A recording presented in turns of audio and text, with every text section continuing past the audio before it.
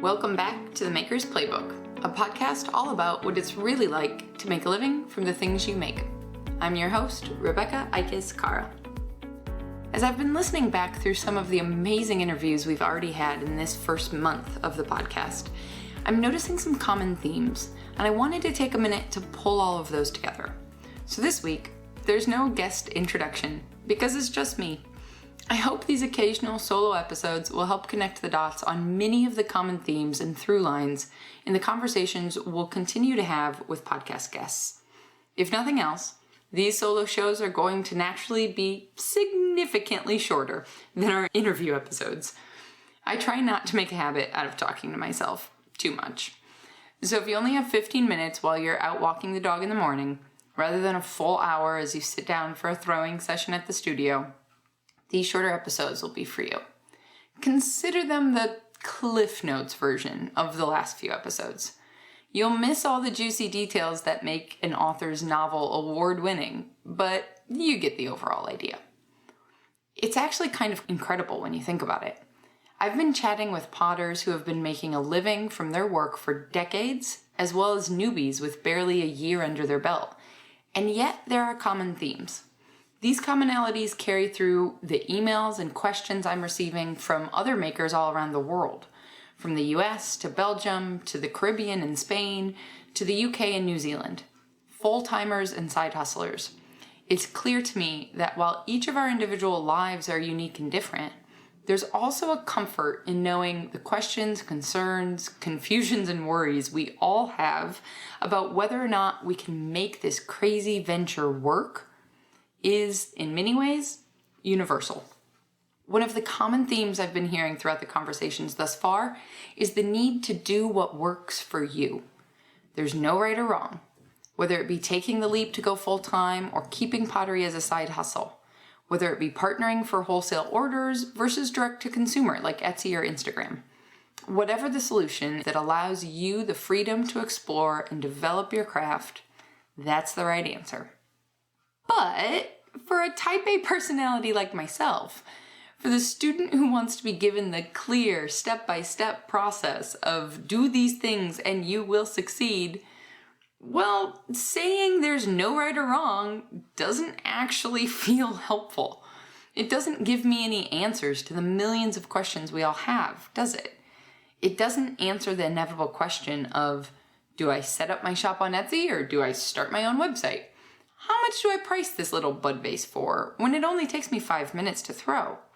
What should I do for... Honestly, insert any question you've recently had here. And here's the other catch.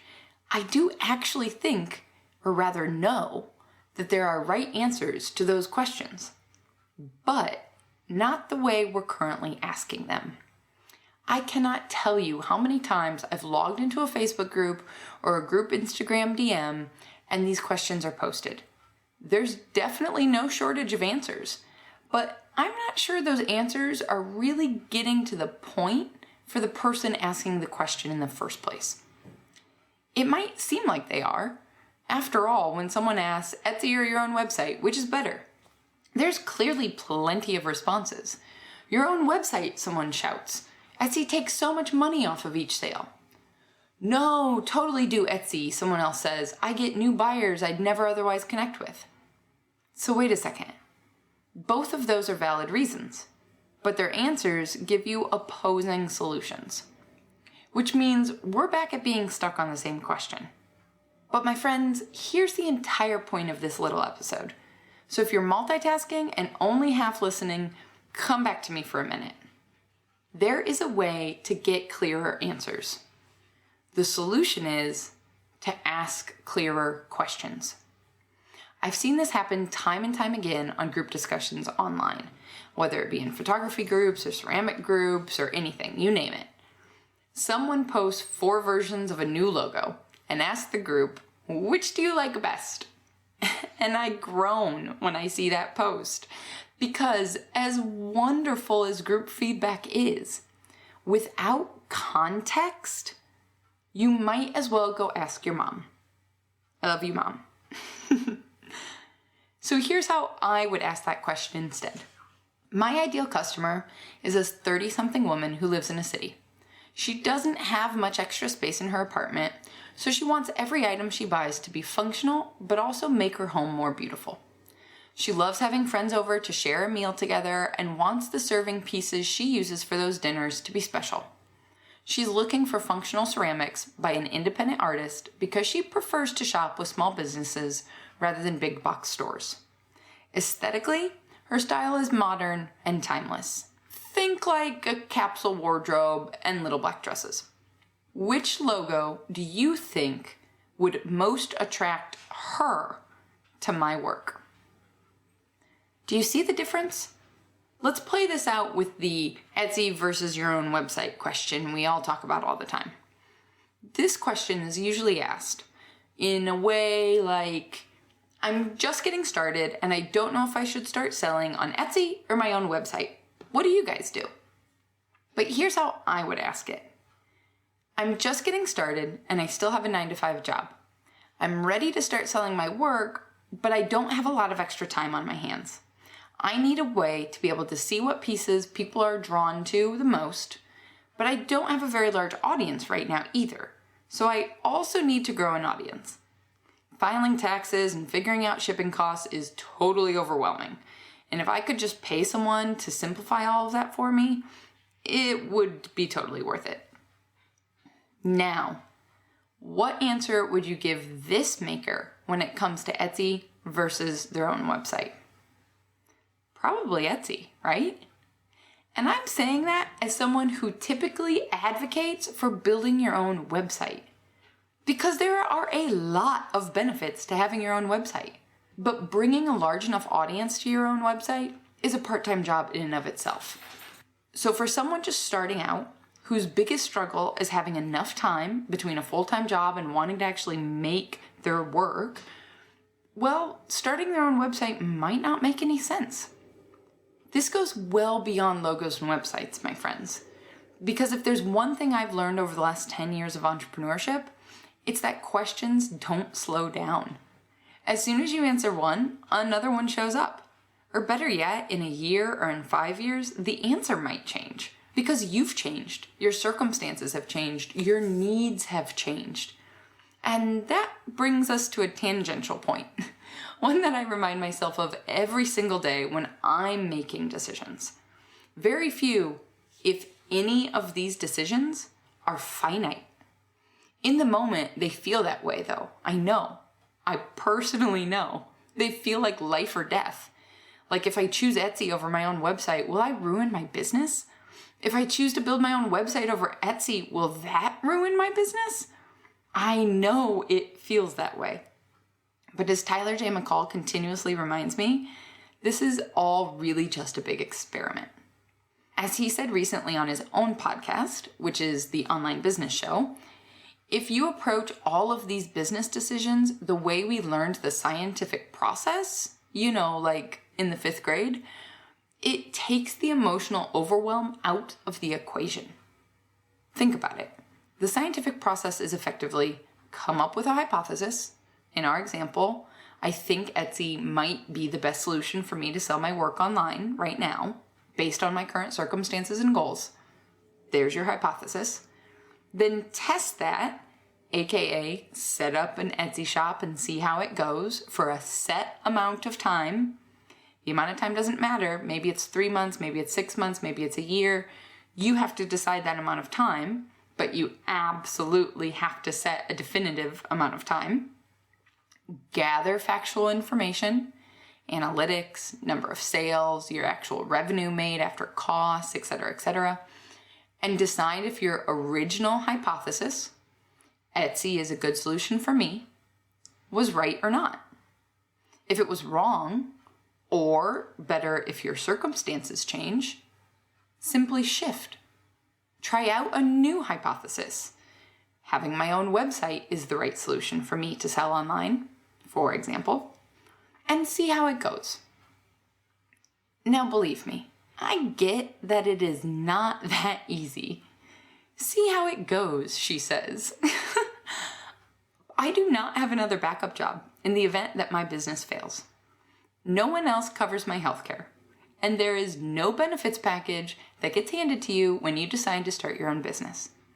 So when I say, see how it goes, I get it. It's scary and it's not really that easy. These are indeed important decisions that directly affect our life and our livelihood. But when I'm able to pull out the emotion from what are really actually analytical decisions, which website platform should I use, and just try something, well, that gets things moving. And getting things moving gives me actual feedback and data. And when you track that data, see what's working, what's not working, then we're back to asking more questions with a new context of information to make new, more informed decisions. And I hate to break it to you, my friends, but that cycle will just continue and continue as your business grows, as your needs change, and as whatever life throws at us. I'm sure there's a bunch of you right now whose index finger is hovering over the skip button on your podcast app because I just said track data. Very few artists I know get excited about the idea of analytics or spreadsheets. Most have probably chosen their craft specifically not to have to take another math class ever in their life. But stay with me here, okay? I'm not saying you have to become a Google Analytics guru. I'm just saying if you don't have the actual facts, making smart decisions that will help you become a confident business owner is a lot harder. And I don't know about you, but being willing to look at some numbers in a list sounds a lot easier than continuously trying to make overwhelming decisions without any information and feeling like I'm just throwing spaghetti at the wall. Am I right? So here's what I wish someone would have told me 10 years ago. You need to know why you're asking the questions before you ask them. Knowing why you are choosing whatever you're choosing in your business is huge. It gives you focus. It gives you peace of mind. The next time Instagram rolls out another algorithm change and everyone goes crazy, you can stay relaxed because you know why you do what you do, what goal it serves, and whether or not the newest feature on IG, like IGTVs versus stories versus reels versus whatever they have in their back pocket that we don't know about yet, you'll be able to know whether or not those things will actually help reach your goals or whether it's just a new sparkly thing to get distracted and overwhelmed by. Ultimately, what I'm talking about here is being intentional. Making decisions based upon a list of facts and needs and not just a general random group consensus that may or may not apply to your life and your dreams.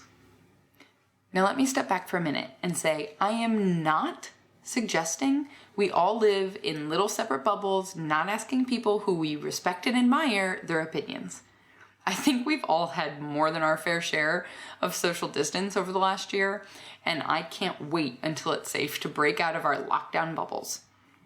I was able to exponentially grow my business this last decade because of the advice from photographers who had paved the way before me. But the difference here is that the advice and suggestions I was seeking out were from people who understood me. They knew my goals, they knew my values, they knew my business model. And within that context, I'm going to say it one more time in case you've zoned out again. Within that context, their advice was invaluable. I interrupted the string of incredible interviews that we've been having here on the Maker's Playbook to point this out specifically because as I continue to chat with other makers, as you continue to hear the stories and the decisions that other artists are making, I want you to think about those decisions within the context of your own life. What makes sense for your needs? When you hear someone like Emily on episode 105 talk about the reasons she uses both her own website and Etsy, what pieces of the pros and cons of either of those platforms would work best for you? What's the priority right now? I want to be clear. I am in no way suggesting that we stop asking each other for help. In fact, learning more from the experiences of other makers is exactly why I started this podcast. But what I so wish to see the next time I log into a Facebook group is a way to help each other in a much deeper way. If we get clear on the context of our own questions, if we get clear on our own personal needs and goals, then I promise you the overwhelm of making decisions every single day, having to make more and more decisions that feel like they are life-altering, well, those decisions will become a lot clearer because we will have a map drawn by the guardrails of our needs and goals rather than someone else's. I know this without a doubt because I've lived it. I've been in the thick of it where I was taking the well-meaning advice of other creatives without further guardrails and trying to implement it all into a business that was in no way built to implement their suggestions. And after years of trial and error, lots of investing money and time, years of getting overwhelmed by the newest change to an algorithm or the next social media platform I was supposed to be creating content for that I didn't have time to be creating content for. After all of that, I got clear.